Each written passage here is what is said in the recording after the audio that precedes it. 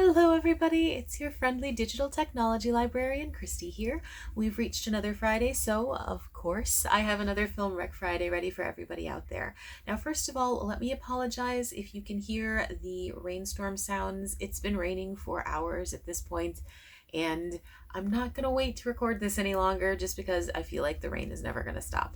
In any case, I'll try and make sure that in post-production I edit out as much of the rain as possible. But again, apologies for that weird background noise this week. Anyway, this last Monday was Valentine's Day. Happy belated Valentine's Day, everybody.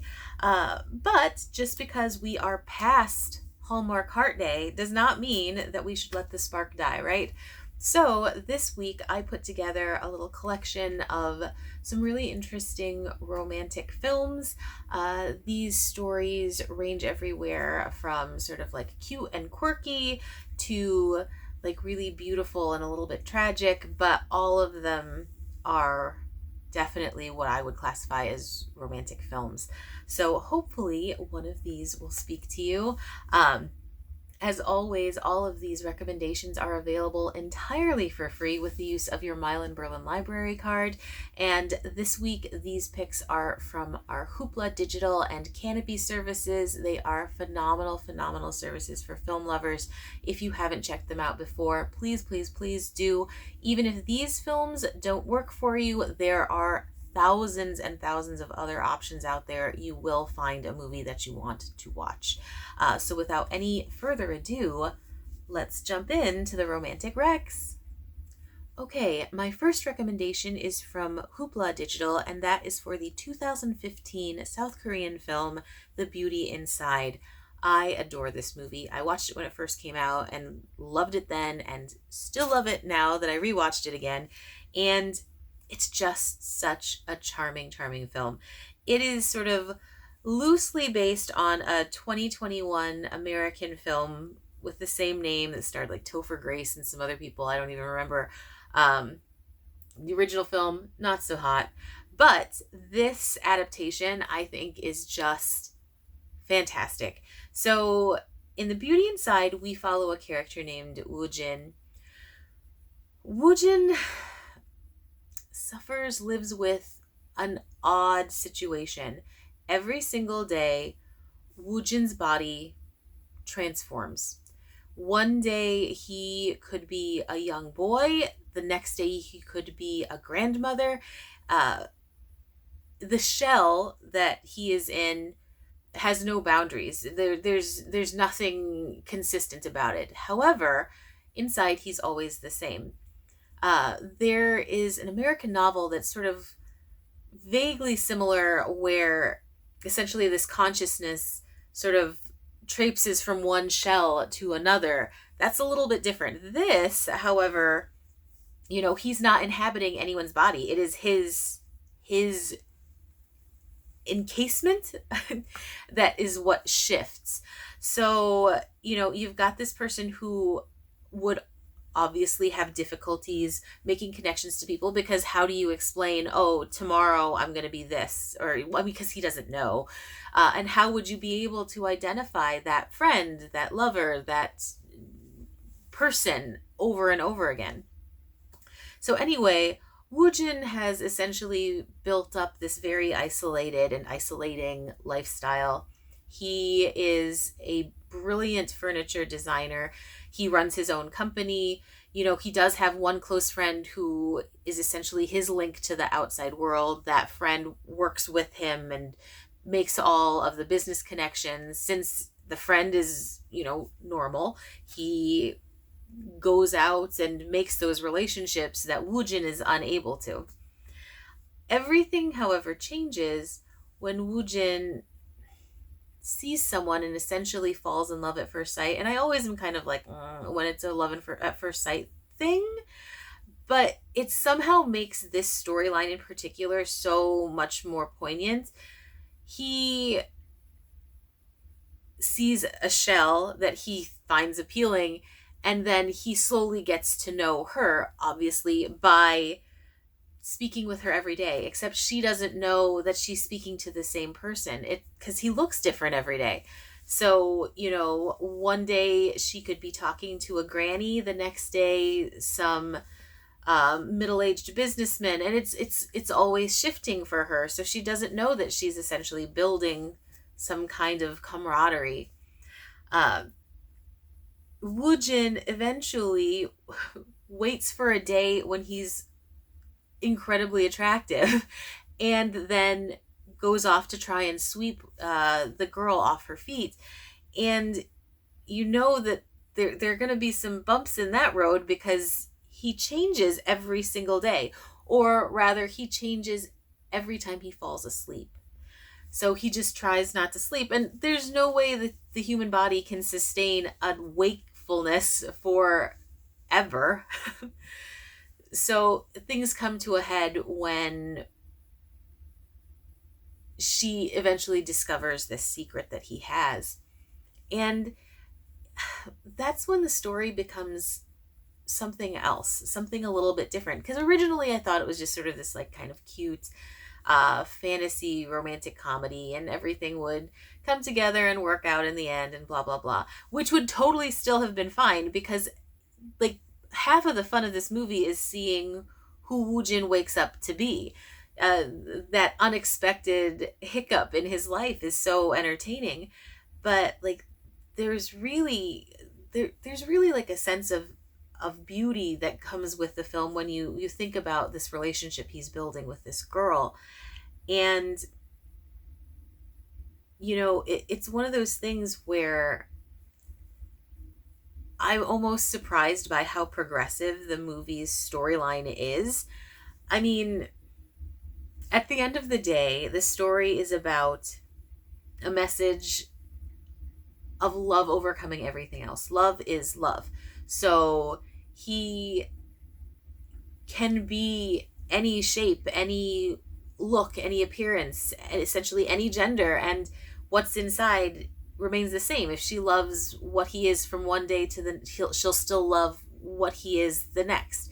And I don't know, there's something like ridiculously lovely about that. I love that the film just totally embraces that concept and runs with it, because that's the thread throughout everything. His friend, who helps him run his business, knows that his friend is going to be his friend no matter what he looks like, no matter what else will change. That inner core is what he cares for.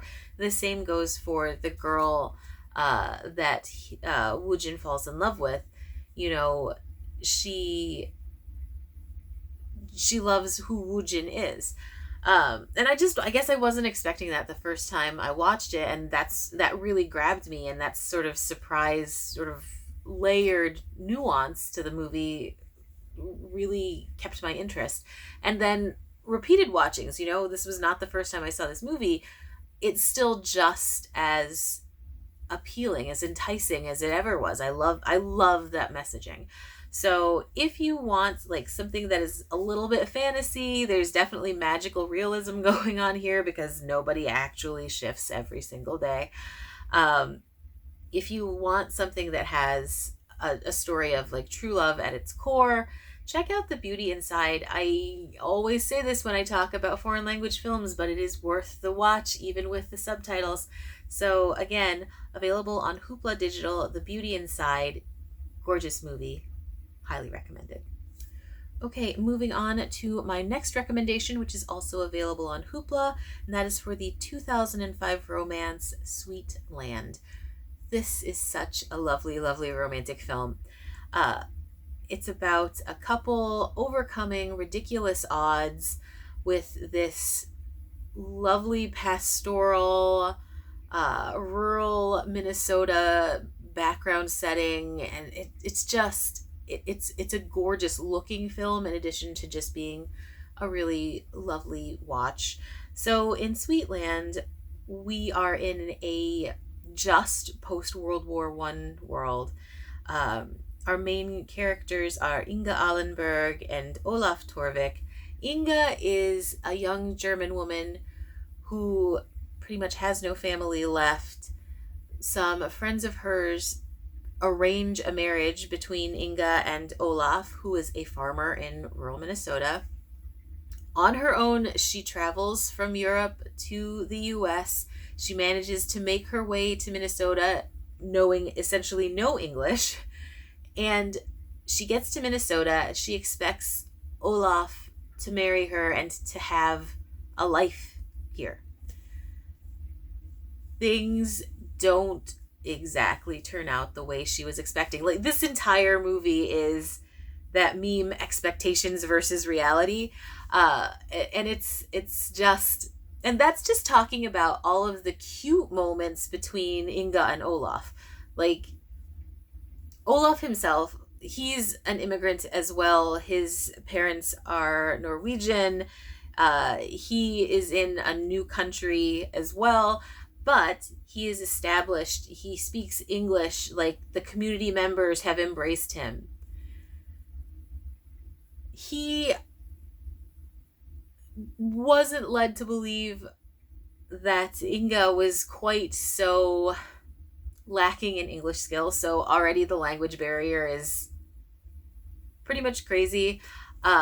There's a lot of other things that he was not informed of before he agreed to this arrangement. And when that comes to light, it's again perfect embodiment of expectations versus reality. And those moments are really cute and funny. What is less cute and funny are the other issues, the issues that come from the town essentially encroaching and putting their own beliefs on this relationship. So the film tackles some really massive and thoroughly relevant to today issues like prejudice and mob mentality. As mentioned, this is a just post World War One US that we're talking about. It's rural Minnesota, so very close knit community. Everybody knows everybody else. Even the immigrant factions are totally English speaking. They've been there for quite some time. Everybody knows everybody else. So you've got this outsider coming in. One. Two, she's not just an outsider, she's a German outsider, which obviously anti-German sentiment was pretty high at that time. And three, and this was interesting. Like, I hadn't really thought about this being an issue. On her travels from when she landed in the US to when she gets to rural Minnesota, that language barrier is a pretty big hurdle. At one point, she is essentially signed up for the American Socialist Party, which, especially at that time, not a great thing to be signed up for, but she had no idea what was going on. She thought she was probably signing up for assistance in some way. And, the people at the time were quite heavily, strongly recruiting for these different political parties and factions. So she gets signed up for this Socialist Party that she has no idea what she's signed up for because, again, doesn't speak English, just signs her name. And that becomes like the straw that broke the camel's back with this small community. The minister who is supposed to marry Olaf and Inga refuses to do so, and so she has nowhere to go. They end up living together chastely. But that's just like the end of everything at that point. The community ostracizes them. They are blacklisted from essentially everything, including gaining any assistance for Olaf's farm. Like, he has no way to harvest his crops. He doesn't have reliable buyers. He's going to have to leave the community in order to get anything because everyone has essentially canceled them. I mean, this is like the perfect example of early 20th century cancel culture. Like, it's over for both of them. Through all of these struggles that they're both facing, they grow together as a couple. Like, they figure out, a way to communicate. They figure out how each other works. She is always willing to lend a hand. Like, the two of them hand harvest his crops because no one is willing to give them threshers. No one, like, it's just anything that you would usually see community members helping at the time, the two of them do by themselves, and that of course helps build their relationship. And it's absolutely gorgeous. I adore how that relationship is built, but it's also like super frustrating, again, because we're talking about really relevant themes, and seeing how those elements just don't really change throughout time. Like, that's how things tend to manifest, that sort of mob mentality of like, oh, bad, immediately like freaking out. It's a really fascinating film on a lot of different levels. Plus, it's just a beautiful romance. Again, at the heart of it, that's what this movie is, even beyond like social messaging. So I think this is perfect for people who like romance plus. If you're looking for something beautifully filmed, and it is gorgeous. Some of these shots, like early morning shots especially, both of like early days within their relationship, and then when there is a time jump at some point. It doesn't matter what sort of setting we're looking at, the film shots are always gorgeous. I would not have necessarily been like, what I think is beautiful? Rural country. I grew up in a lovely rural community. I'm pretty used to it, but this just makes it look magical. Like, the camera angles and everything just make this look magical. And it was shot on location, actually, I'm always really fascinated when films do that. Anyway, if you're looking for a lovely, sweet romance that does have some social messaging to it, that has amazing cinematography, check out Sweetland. You won't regret it. It is a lovely, simple film that is actually so much more. So again, Sweetland, available on Hoopla Digital. Check it out. Okay, so next recommendation, also available on Hoopla Digital, is for the 2011 documentary The Loving Story. The Loving Story tells the tale of Mildred and Richard Loving, the couple who made up the court case Loving versus Virginia, which was a landmark 1967 Supreme Court case that had to do with all of the anti-miscegenation laws that were enacted at the time. When you think about it, 1967 was not that long ago. And that was an era when it was actively illegal in many places to be married to someone who happened to be a different race from you. Mildred and Richard had grown up together. Mildred was of African American and Native American descent. Richard was Caucasian. They grew up together, they fell in love. They naturally thought, let's get married. So they did. They never once thought, we should probably talk to a judge. They just did what most people in love would think to do. And that's when things just fell apart. It's really, really moving to hear the interviews that the documentary has with these two, like actual footage of them at the time talking about their situation, their recollections. Mildred is so young. I mean, they're both so young when all of this happens. And you hear the bafflement in her voice when she talks about policemen like breaking into her home in the middle of the night to arrest her for being married to this person that she's been in love with for so long. Essentially, they're given the ultimatum of split up or move. Jail time also is obviously like another option. And I think to a lot of us who did not have to live through like the civil rights movement and all of the things that were going on at the time, like these sorts of injustices just sound ridiculous. But again, 1967 was not that long ago. Um, so we follow the Lovings from place to place, time to time, and we see their struggle to get their day in court, to get this case heard.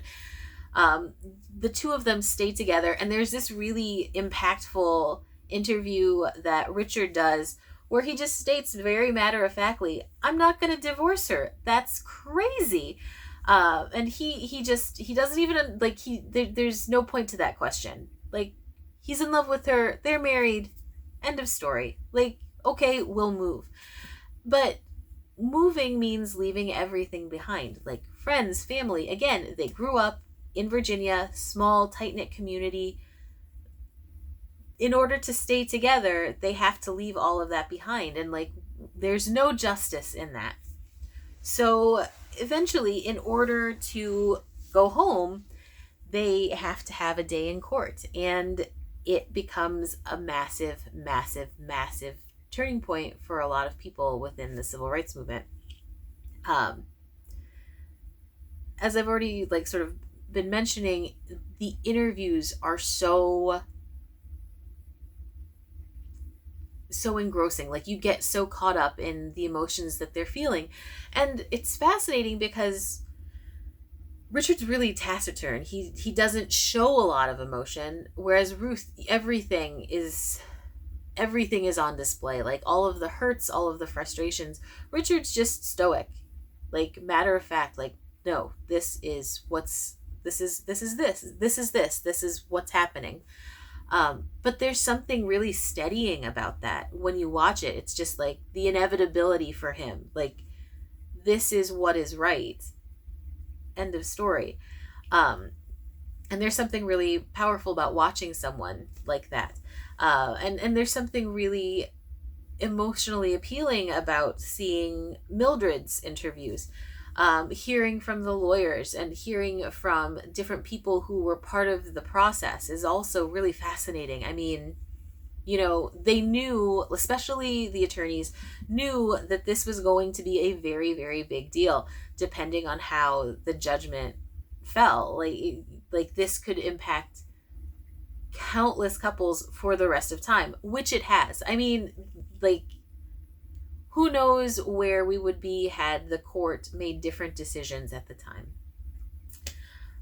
But yeah, there was actually a dramatic film that was made a little bit after this, starring Ruth Negga and Joel Edgerton. That's from 2016, and that's just called Loving. And it's a beautifully done adaptation. They cast it really, really well. The acting is really good. But even though they have professional actors in it, it's a really beautifully shot film with a solid script, I still think that this documentary is more moving than that movie. There's just something about seeing Mildred and Richard, the real Mildred and Richard, seeing how they expressed things, how they were feeling. There's just something so impactful about that. If you are interested in history, if you are looking for something that is definitely romantic, because it's a documentary, I know. And of course, documentaries are not everybody's cup of tea, but there is, the love is so apparent between the two of them, that I couldn't not include it in a collection of romantic films. Please check out The Loving Story. It is an exceptional documentary, but just a really, really important story for people to be informed about. So yeah, available on Hoopla Digital, The Loving Story, must watch. All right, final recommendation for this week, available on Canopy, is for the 1945 classic Brief Encounter. Guys, this movie, I love this film. I have always loved this film. I've seen it multiple times. Every time, it's a roller coaster of emotions. In Brief Encounter, we have Laura. Laura is a bored suburban housewife. She's married to a very kind but rather emotionally distant man. She's got 2 kids and she's happy. Or at least she thinks she's happy. One day she goes to a nearby town to do just like a little shopping day, something enjoyable for herself. She goes, looks at the shops, she ends up going to see a matinee film, and then before she hops on the train to go home, she ends up getting like some grit in her eye. She can't get it out. She gets all this advice from all these little bystanders, but nothing is working. And then she's assisted by a stranger. Very nice man, ends up being a doctor, is able to help her with her eye. They get to chatting, and it's a nice, normal conversation. But during this nice, normal conversation, they just seem to be clicking. Like their personalities click. They laugh at each other's jokes. It's all these little things, all these little pieces. And we find out, of course, both of them are married. They have lovely spouses. They talk about their spouses, and it's a brief meeting, but there's something weird connecting them. And these sorts of things just keep happening. And they meet again, and it's all of this chance, and like the idea of destiny, and it's all wrapped up in pieces of guilt, and it's just a brilliantly crafted film. So the best way that I can describe this film, that's about a growing relationship that just happens to be one that deals with infidelity, is beautiful and devastating at the same time. This film is so thoroughly British. This is the most British film I've ever seen, I feel. And it's a story about what ifs and the uncertainty of unfulfilled romance. And there's something beautiful in that. And it's like the film is totally aware of that, the nature of that relationship. These are both good people. There's no question about that. They're decent human beings. They do love their families. And it really is all about that mystery, that what if. And as the film goes along, like the chemistry between the two actors is so strong, and the direction, it's a David Lean film. That chemistry and that magic is so prevalent, and it's so heavy. But you still have to ask yourself if a lot of this magic between them is just covering the newness of things, the magic of the new, the unknown. Because of course the two of them they're not children. They're not super young. They're both middling age.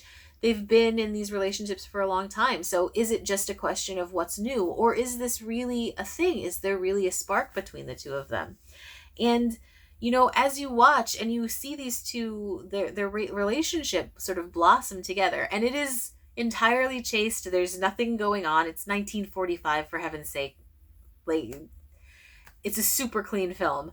But it's the infidelity that we're dealing with is all emotional here. Like every little bit of it is emotional, and that's just as big of a deal as anything else.